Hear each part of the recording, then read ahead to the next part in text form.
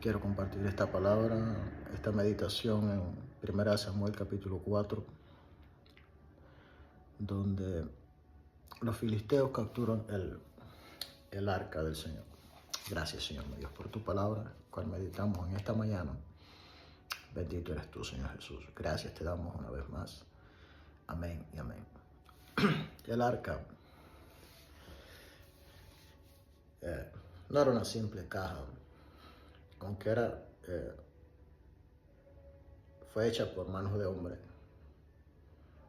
Según las medidas que Dios le dio, era de madera, cubierta, enchapada en oro. Tenía unas barras también de madera cubierta en oro para ser transportada manualmente por hombres. Sobre esta caja habían 2 seres alados. Dentro de ella habían ciertas cosas, como por ejemplo las tablas del pacto que Dios le dio a Moisés. También allí estaba la vara de Aarón, la vara que usó Aarón, que recordemos que en la Biblia sucedió un milagro con esta vara y fue que reverdeció, floreció y aún dio frutos. También una porción del maná. Pero más que todo esto, el arca era una representación del mismo Dios, del poder de Dios como tal. O sea que no todo el mundo podía acercarse a ella. No todos podían tocarla. Solamente aquellos que no habían sido consagrados podían transportarla. O sea, los sacerdotes, personas aquellas que se dedicaban todo el tiempo en el templo en este servicio. No cualquiera podía tocarlo. Nos viene a la mente, por ejemplo, un día que era transportada y fue como a caerse y alguien trató de sujetarla y murió en el instante. Recordemos en el tiempo de David. Y aquel lugar se llamó Pérez Usa, el quebrantamiento de Usa, porque ahí este hombre que trató de sujetar el arca del pacto del testimonio para que no se cayera y se fuera a dañar, como tal, terminó muerto. O sea, una forma más que podemos entender es que nadie podía hacerlo, a menos aquellos que estaban encargados y que habían sido preparados para eso. Y lo otro es, también nos da el significado y la enseñanza es que Dios no necesita que tú lo sujetes. Dios se puede cuidar solo. Dios es Dios. Amén. Entonces esta historia es muy fascinante porque el pueblo de Dios, en una de sus batallas, como eran normalmente, se enfrentaron a los filisteos, el enemigo más reconocido. Tiene muchos, aún hoy todavía. Pero los filisteos eran los enemigos más comunes del pueblo de Israel. Un enemigo fuerte. Y perdieron la batalla. Y ellos se preguntaban, ¿pero por qué? ¿Qué ha sucedido? ¿Por qué hemos perdido frente a los filisteos? Entonces dijeron, bueno, traigamos el arca de Dios, traigamos el arca al campamento. O sea, ellos dijeron, bueno, si perdimos, si traemos el arca, que es la representación del poder de Dios, creemos que podemos ganar la batalla. O sea, que ellos estaban pensando que esta arca, que había poder de Dios en ella, al traerla podrían vencer a su enemigo. Aún los filisteos, cuando sintieron el alboroto en el campamento de Israel, se preocuparon y preguntaron qué está sucediendo. Y cuando supieron que el arca de Dios había entrado al campamento, tuvieron temor.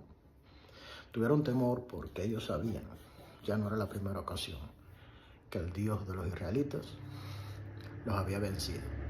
Ya no era la primera vez que el Dios de Israel los había aplastado. Entonces tuvieron temor al escuchar que el arca de Dios estaba en el campamento. Recordemos que el arca no era para estar trayéndola para arriba y para abajo. Aunque estaba diseñada para ser transportada, no era para estar moviendo. Estaba diseñado para transportarla, porque recordemos que el pueblo de Dios nació prácticamente en el desierto, creció en el desierto, se movía en el desierto. Entonces, una forma más de mover el arca del testimonio era transportándola manualmente, ¿verdad?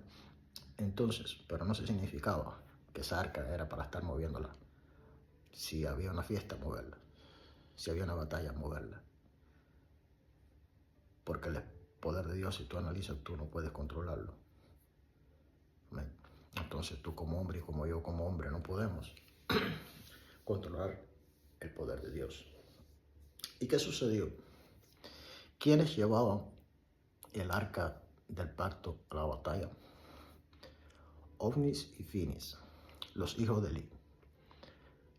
El sacerdote, el hombre del momento, ya estaba viejo, pero sus hijos eran los que llevaban el arca del pacto. ¿Quiénes llevaban el arca del pacto? Los hombres que les correspondía llevarlo por su linaje. Sí. Los hombres correctos, no. ¿Por qué? Porque Ofnis y Finis, uno de ellos, el día que su padre dejara de existir, tenía que ocupar su lugar, pero no eran los hombres correctamente, espiritualmente delante de Dios, no estaban bien, andaban en pecado. Ya lo vemos en la palabra, eran hombres que de los sacrificios se comían la mejor parte, eran los que se daban a la borrachera, eran los que dice la palabra que en las puertas de las ciudades se llegaban a las mujeres cualquiera. Entonces esa representación espiritual había sido rota. O sea que estos hombres estaban llevando el poder de Dios a una batalla, pero lo estaban llevando en pecado. Estaban llevando la gloria de Dios, pero con sus manos sucias. Es un milagro que no murieran llevando el arca. Es tremendo, ¿verdad? Pero todo tiene su momento. Y entonces el pueblo animado dice, bueno, aquí está el poder de Dios, aquí tenemos el arca, vamos a volver a pelear contra los filisteos y seguro vamos a ganar. ¿Qué sucedió? ¿Ganar? No, todo lo contrario. Vuelven a la batalla, los filisteos arrecian la batalla, mueren bastantes israelitas, retroceden, pierden. ¿Y qué sucede? Que el arca del pacto, el arca del testimonio, es tomada por los filisteos. ¿Qué sucede allí? Mueren muchas personas, entre ellos los hijos de Eli, Ofnis y Finis. Los hombres encargados del arca, de protegerla, de cuidarla, de moverla, allí fallecen.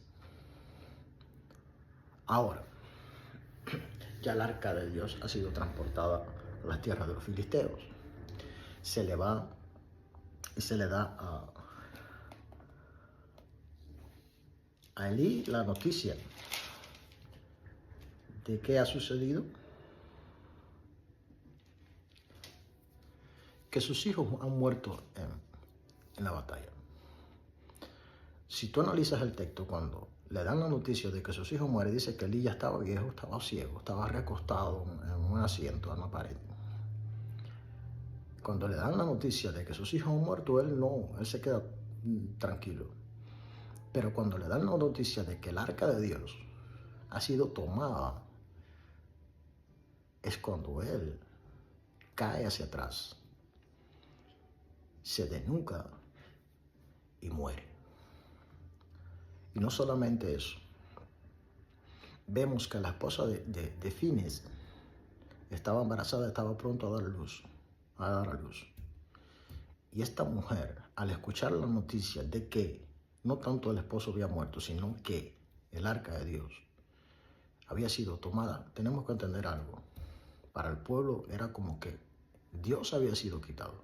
Era como que para Dios le había sido arrebatado, lo principal le había sido tomado y habían pedido más que una pérdida total, que era que la presencia de Dios ya no estaba con ellos. Entonces, ¿qué sucedió? Dice que la mujer comenzó a dar dolores de parto tan terribles como que se moría y murió.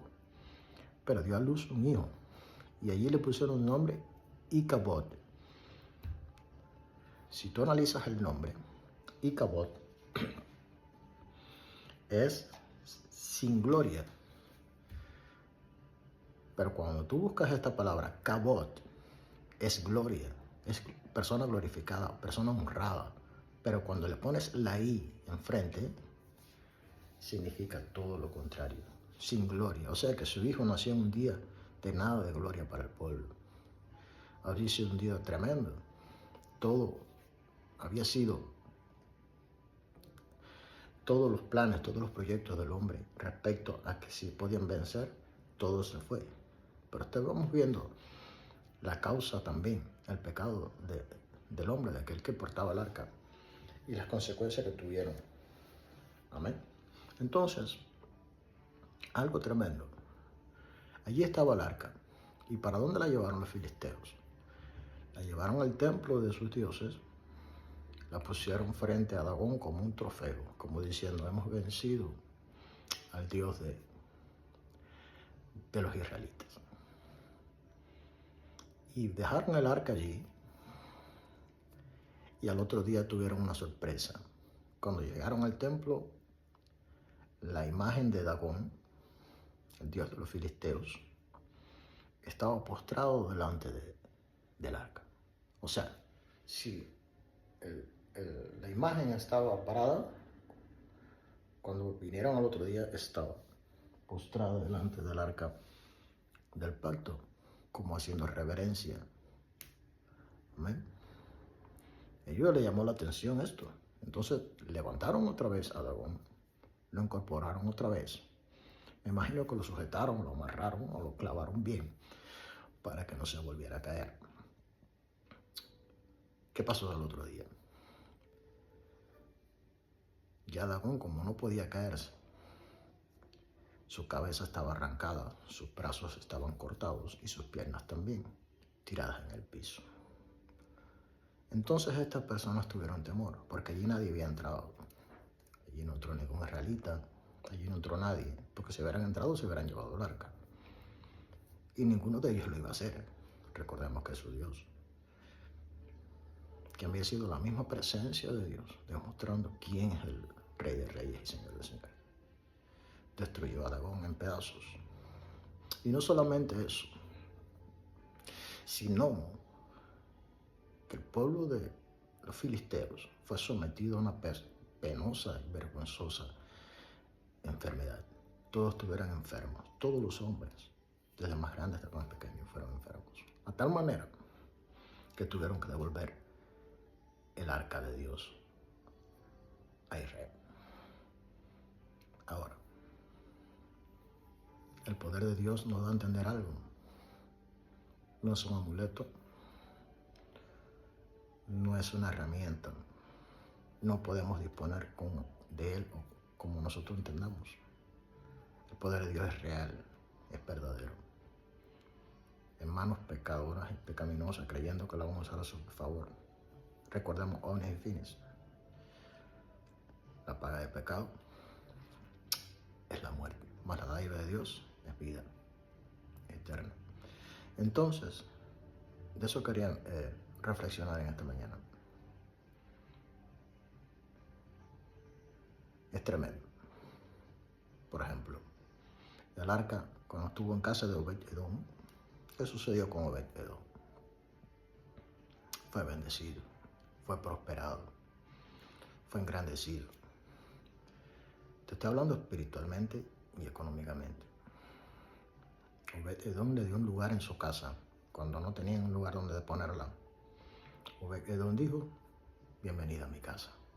En otras palabras, Obed-Edom le dio la bienvenida a Dios a su casa. Cuando Dios visita tu casa, todo es prosperado, todo es bendecido, por lo que dijo David. Pero bueno, si Obed-Edom está siendo bendecido, hay que traer el arca. Y bueno, y fue cuando sucedió lo de Usa, quebrantamiento de Usa. Entonces tuvieron temor y dijeron, bueno, vamos a dejarla allá porque esto es peligroso. Peligroso no, el poder de Dios es incontrolable. Pero el poder de Dios, cuando está en tu vida, está en mi casa, está en mi familia, Dios nos bendice, Dios nos engrandece. Y entonces podemos decir cabot a nuestras vidas. No y cabot. Cabot, que significa gloria, y cabot, que significa sin gloria. Entonces, Dios te bendiga en esta mañana, Dios te guarde, y lo mejor está por venir. Bendiciones.